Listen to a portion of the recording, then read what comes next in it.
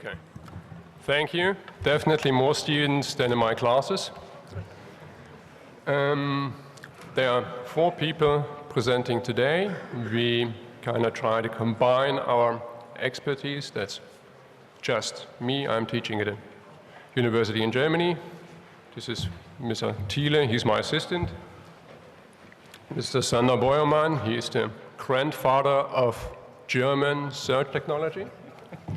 And Michael Christen, he is the developer of one of the best, or at least one of the most innovative German search engines here. Okay, so next slide, please. Those are basically the speakers here. Next.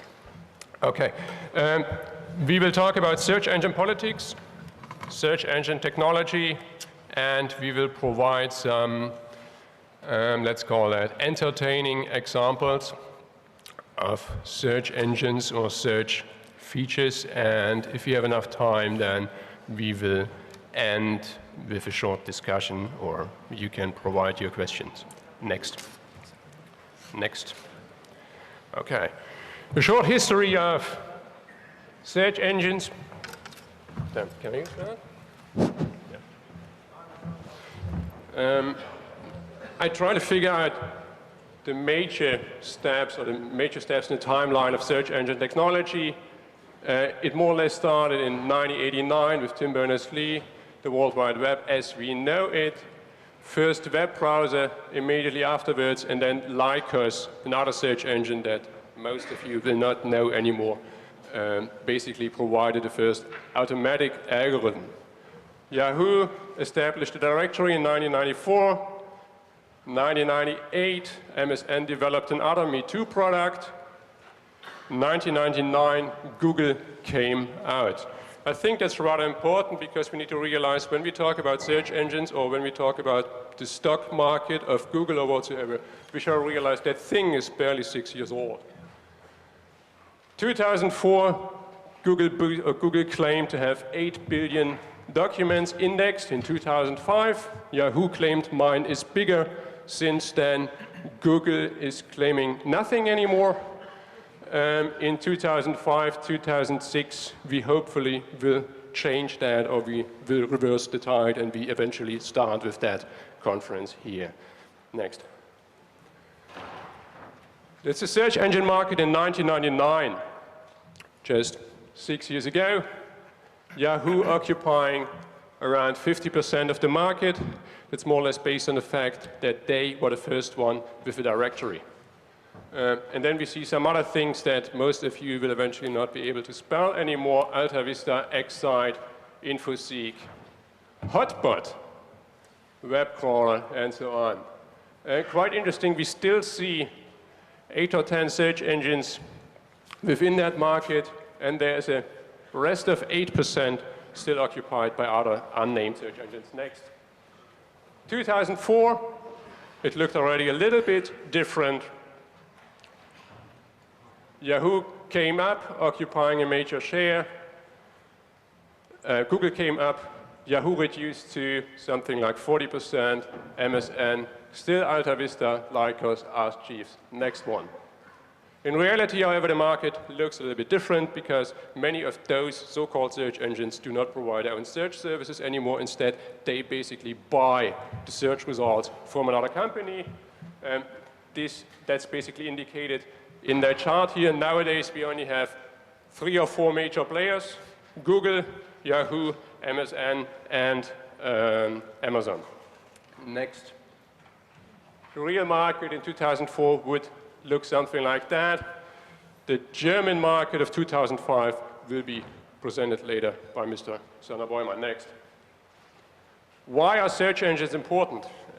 Actually, I can answer that, or I can provide a very simple answer. When I get the assignments of my students back, I have to realize that the trend to own a second book is going out of fashion today.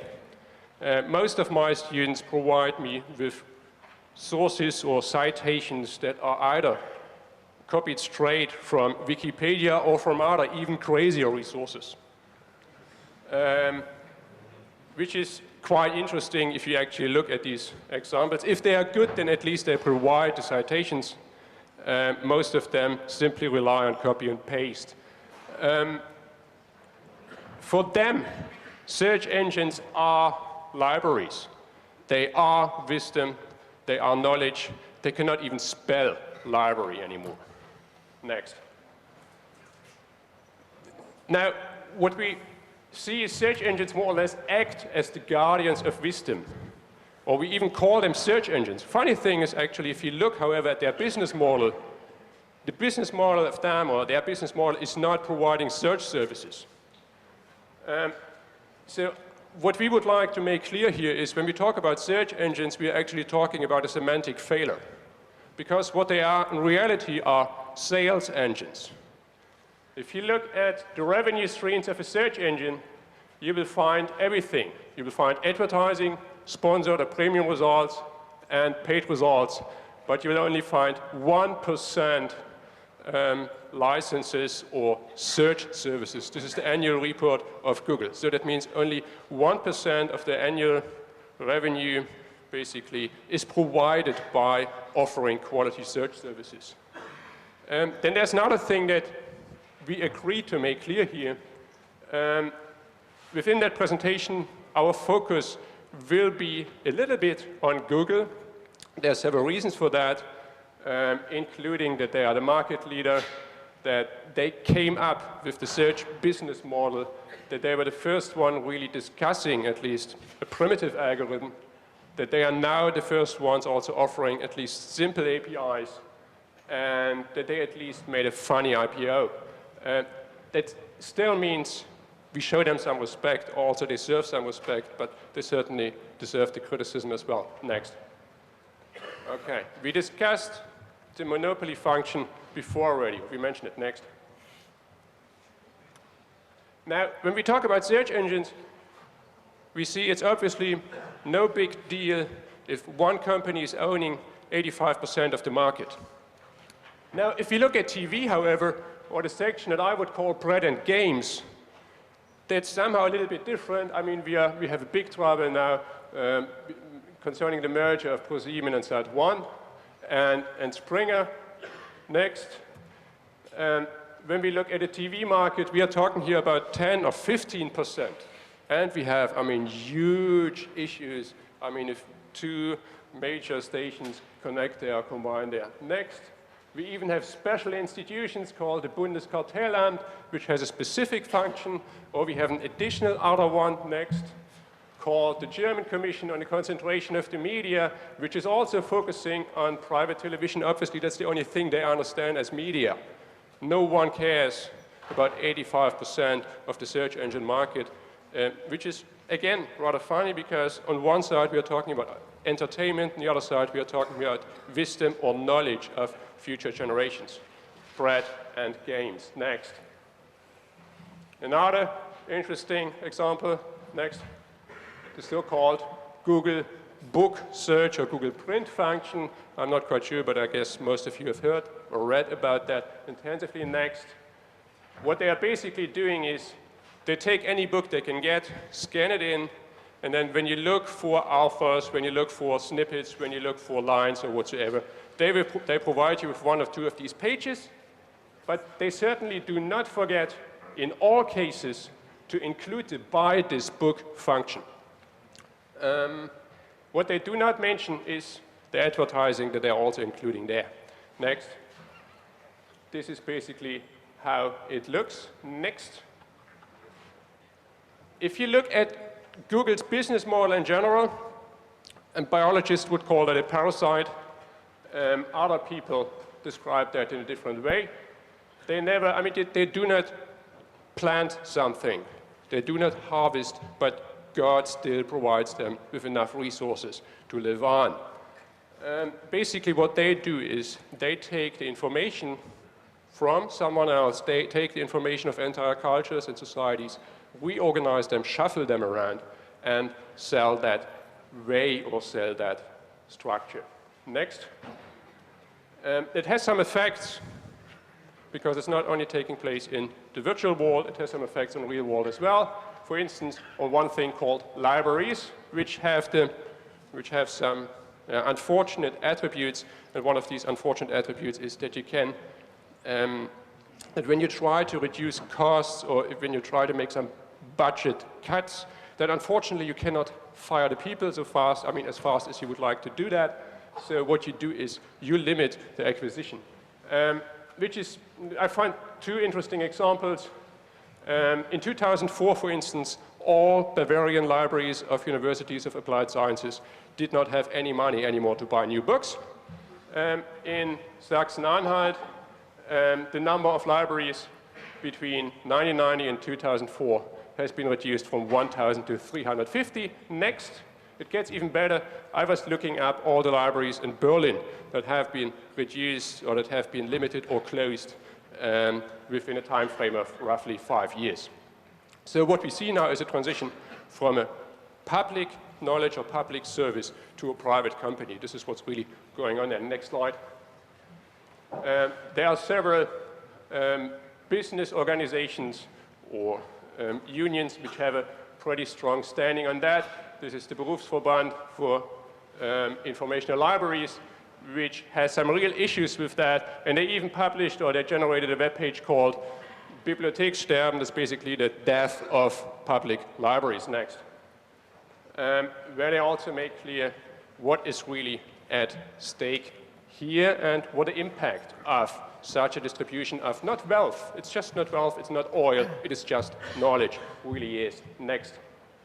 Okay, there are some other issues in regard to censorship and surveillance. Next. Where we have one really funny thing called Grundgesetz, that's basically the Constitution of Germany.